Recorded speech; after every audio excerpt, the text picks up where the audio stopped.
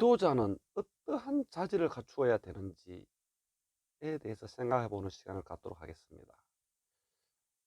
요즘 유튜브나 방송, 신문 등 언론 매체들을 보면은 무지막지하게 이슈들은 쏟아내는데 대안에 대해서는 구체적으로 제시하지 못하는 경우가 많습니다. 특히 지도자에 대해서는 어떠한 자질을 가져야 된다고 누구 하나 이야기하는 사람이 없는 것 같아서 안타깝게 생각해 왔었습니다.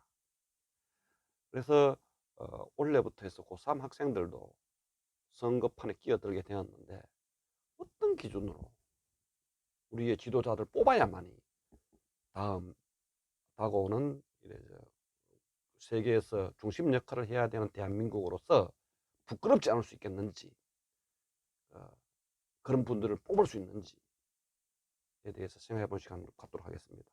시오노 나나미라는 저자가 또 하나의 로마인 이야기에 대해서 이야기라는 책에서 고대 로마 영웅들의 성적표를 작성한 게 있습니다. 여기서 시오노 나나미 씨는 지적 능력, 설득력, 육체적 내구력, 그리고 자기 제어 능력, 그리고 지속하려는 의지, 이 5가지 항목을 가지고 지도자들을 평가했습니다. 인간계의 지존이라고 할 수 있는 카이사르만이 만점을 받았습니다. 그는 어떤 지도자였는지 한번 살펴보도록 하겠습니다. 우선 시작하기 전에 그는 인류와 인간과 자연에 대해 사랑하는 인문학적 소양이 있었습니다. 그리고 자신이 속한 나라와 조직에 대해서 강한 애착, 애국심을 보유했으며 변하기 쉬운 민중의 마음을 지배하기 위해 지적 능력을 발휘해서 스스로를 제어하는 능력이 있었고, 네 번째, 꼭 필요하다고 생각하는 뜻을 관철시키는 강한 의지가 있었습니다. 그리고 이를 오랜 기간 유지할 수 있었죠. 그리고 오랜 기간 동안 경무를 수행할 수 있는 육체적 내구력이 탄탄했으며, 통솔력, 즉 리더의 개성에 대한 구성원의 성인을 얻었기 때문에 가능했던 것입니다. 자, 그럼 하나하나 살펴보면, 그럼 우선 지적 능력에 대해서 살펴보겠습니다. 그는 오랜 기간에 걸쳐 제국을 창조해냈고, 그 다음에 율법과 제도와 규범, 규칙, 그 다음에 새로운 도시들을 다 창조해냈습니다. 세 번째, 필요하다고 생각한 정책을 아주 척박하게 실행해냈죠. 그리고 네 번째는 수완도 있었고 실제적인 성과도 있었습니다. 말로만 하는 게 아니고. 그러니까 비편이나 비평만 한 게 아니고 대안도 구체적으로 제시해냈던 거죠.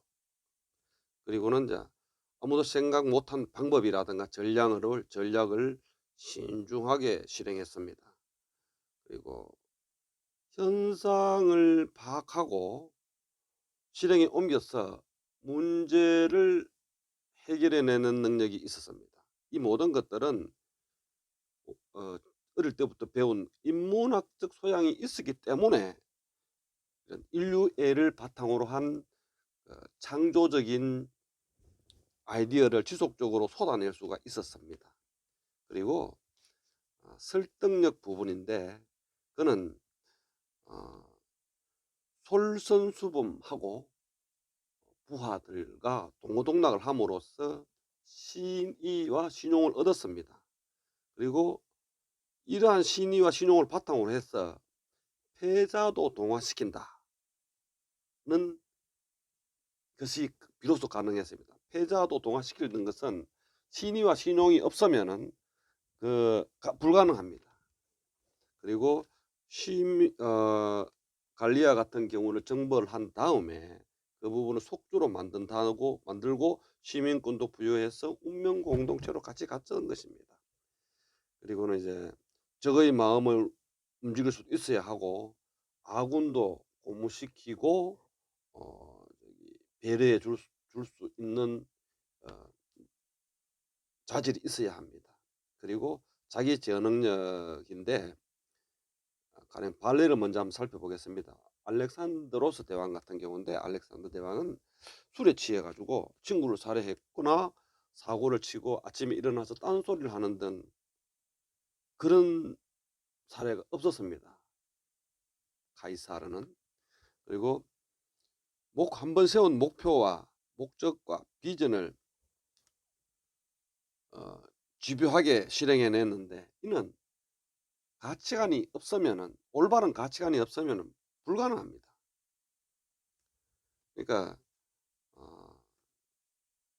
카이사르는 이 5가지 항목에 대해서 만점을 받았습니다. 카이사르의 방위 구상은 제정시대에 접어들어서도 개성되었고 로마 제국의 안전보장 시스템의 기본 방침이 되었습니다. 진정 카이사르야말로 로마 제국을 위한 그랜드 디자인의 설계자였다라고 말할 수 있습니다.